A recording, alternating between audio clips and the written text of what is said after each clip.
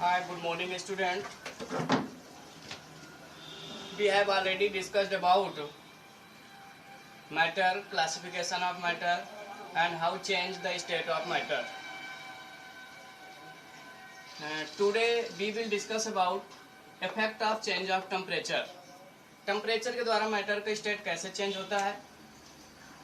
तो जैसा कि आप जानते हैं कि अगर कोई सॉलिड है, सॉलिड को अगर हम टेम्परेचर इंक्रीज कर दें तो मेल्ट हो जाएगा और मेल्ट होने पे वो लिक्विड में चेंज हो जाएगा।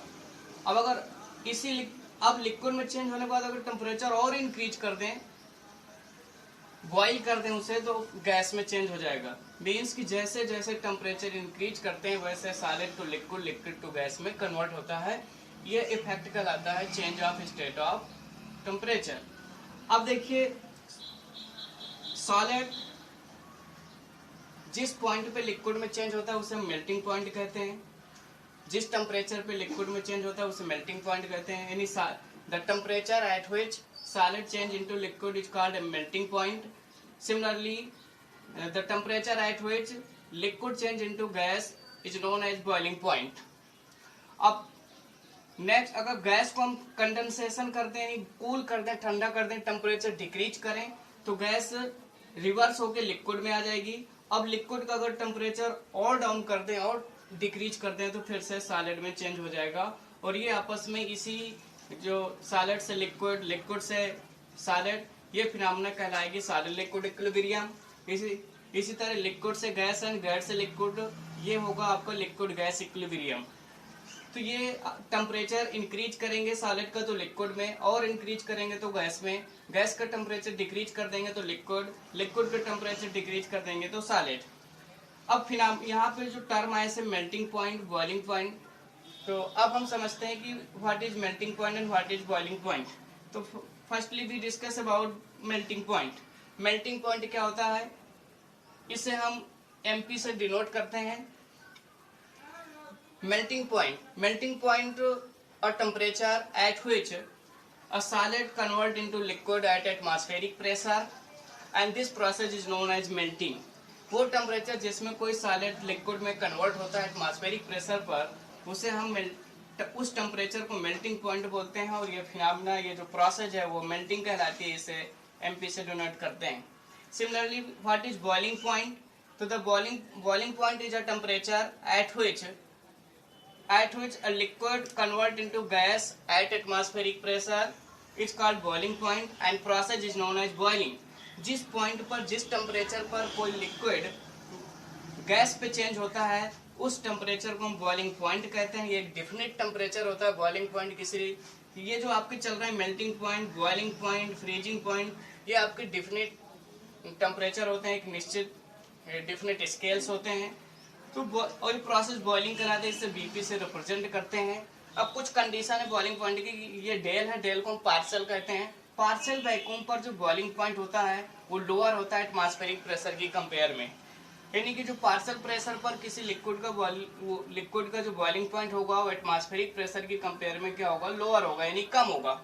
इसी तरह एट एचपी मीन्स होता है एट हाई प्रेशर, यानी हाई प्रेशर पर जो लिक्विड का बॉइलिंग पॉइंट होगा वो एटमॉस्फेरिक प्रेशर से क्या होगा, हाई होगा, यानी कि ज्यादा होगा।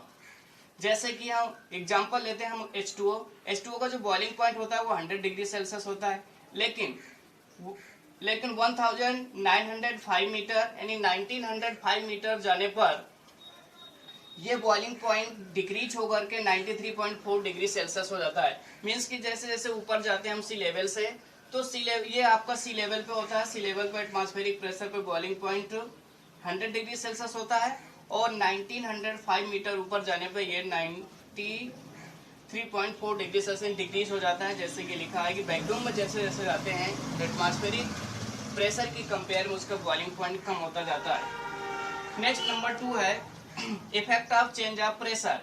अभी आपको जैसे बताया गया कि टेम्परेचर को चेंज करने से मैटर का स्टेट चेंज होता है, उसी तरह से प्रेशर को भी चेंज करने से मैटर का स्टेट कैसे चेंज होता है। जैसे आपका गैस है, गैस को अगर हम कंप्रेस करते हैं, यानी कि gases are compressible. Compressible means हमको गैस पे प्रेशर अप्लाई किया जाए तो इसके जो पार्टिकल्स होते हैं, गैस के पार्टिकल्स होते हैं, वो गेट क्लोज हो जाते हैं, आपस में पास पास आ जाते हैं और लिक्विड में चेंज हो जाते हैं। यानी कि हाई प्रेशर और reduce temperature means low temperature पर किसी गैस को लिक्विड में चेंज किया जा सकता है और यही प्रोसेस लिक्विफिकेशन कहलाती है। तो व्हाट इज लिक्विफिकेशन? लिक्विफिकेशन होती है at high pressure and low temperature gas को लिक्विड में चेंज करने की जो प्रोसेस है वो कहलाती है liquefaction. Liquefaction is a process liquefaction is a process in which gas convert into liquid at high pressure and low temperature। कुछ कंडीशंस हैं इसकी, कुछ कंडीशन टेम्परेचर और प्रेशर की होती हैं कि if melting point above room temperature, यानी कि यदि मेल्टिंग पॉइंट रूम टेम्परेचर से ज्यादा है एट एटमॉस्फेरिक प्रेशर पर, एटमॉस्फेरिक यानी कि if melting point above room temperature at atmospheric pressure, तब वो सब्सटेंस जो होगा वो सॉलिड में होता है।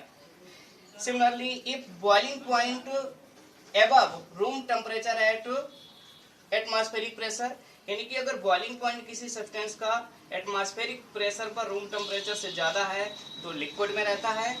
Similarly if the boiling point less या lower to room temperature at atmospheric pressure, यानी कि यदि किसी सब्सटेंस का बॉइलिंग पॉइंट रूम टेम्परेचर से लोअर होता है, कम होता है एटमॉस्फेरिक प्रेशर पर, तो वो गैस स्टेट में रहता है। तो ये आपकी कुछ कंडीशन थी। तो आज आपको समझाया गया कि effect of change of temperature को चेंज करके मैटर का स्टेट कैसे चेंज होता है, और effect of change of pressure, जिस तरह से टेम्परेचर को चेंज करके मैटर का स्टेट चेंज किया जा सकता है वैसे ही प्रेशर को चेंज करके भी मैटर का स्टेट चेंज करते हैं। और गैस का लिक्विड में चेंज होना हाई प्रेशर लो टेम्परेचर पे लिक्विफिकेशन कहलाता है। ये आपकी कंडीशंस हैं। तो आज के टॉपिक बस इतना ही। नेक्स्ट वीडियो में नेक्स्ट टॉपिक में हम अगला लेके आएंगे evaporation and factor affecting of evaporation. तो थैंक यू फॉर वॉचिंग।